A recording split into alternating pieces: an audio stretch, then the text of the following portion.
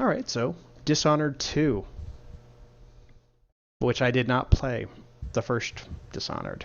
Really? No. I think you should. I've been Dishonored was a great game. I've been told it would be right up my alley. It is. I really like games that don't focus so much on killing, but that is an option. But there are multiple different options for you to handle the different areas. I think there were like 6 or 7, maybe 8 areas in the first game, and the overall playtime was like I want to say like 8 to 10 hours, which for the style of the game and the way that it was played was good. You didn't get drawn out, you weren't bored. It was just long enough to be like, this is a really good game. And hearing that there was a second one coming out, I also got really excited about this. Uh, it got announced last year at E3 along with Fallout 4, which I was kind of sad about because everyone was just like, Fallout 4, that's all that matters in life. And this kind of got overpassed a little bit, so I thought I'd go ahead and put that in the limelight right now since we have Fallout 4. The release date is going to be sometime in November. Um, I'm actually really excited. That seems to be like the season or the month to release new video games. It's crazy how many things come out in November. But yeah, this is looking just from the way that it looks, the graphics have already it's been improved, but it's still kept the same style. So it's just a more polished version of the first game, but it still looks better as a sequel.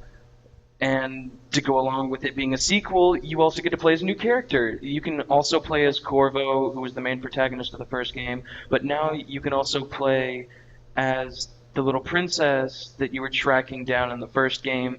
Um, I guess Corvo kept her as his own daughter. Spoiler if you haven't played the game. Her mom dies, and that's like the whole plot is like clearing your name because you get blamed for it.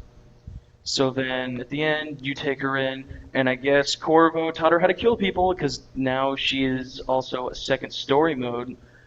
Um, she's given a couple new powers that you can see in the trailer, some kind of new version of teleportation that wasn't like Blink. I think that's cool that they're giving her uh, kind of similar powers, but they fit her style of assassination or stealth.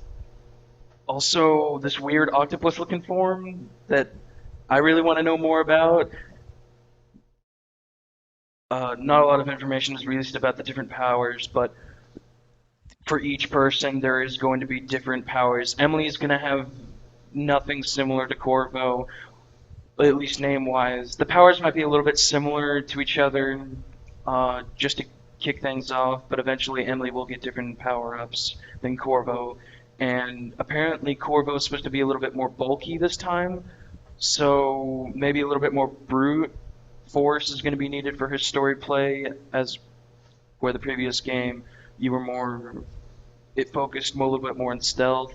Now maybe Emily is going to be a little bit more focused on stealth, and Corvo more on fighting, which I think is cool. As far as gadgets go, it looks like a lot of the similar tools that you had in Dishonored 1 are going to make it again. You're going to get your blade, your crossbow, the different darts for the crossbow, probably get some type of bomb. Uh, and then there are they did say that there were going to be some new items along with that, but nothing's been released about that yet. If you guys haven't seen the trailer for it yet, I recommend going and watching it. It is only looking at Emily's side, and at the end of it, you get a small glimpse of Corvo picking up his mask and looking at it and then putting it back on. Um, but it definitely looks like a great game. Yeah, uh, when I heard about this, kind of them doing the dual protagonists, where you have a female and a male, whereas before in the previous game you only had a male protagonist. My mind immediately thought Assassin's Creed Syndicate, where in that game you have a brother and sister. One of them is more scaled for stealth, whereas the other one is more scaled um, for direct, brutal, blunt confrontations, and they divide it up by female and male respectively. And yeah, it's a good formula. I don't see why why not use something like that? But yeah, it seems pretty interesting that they're going to go with that route. But as I haven't played the first game, that's all the opinion I really have on that.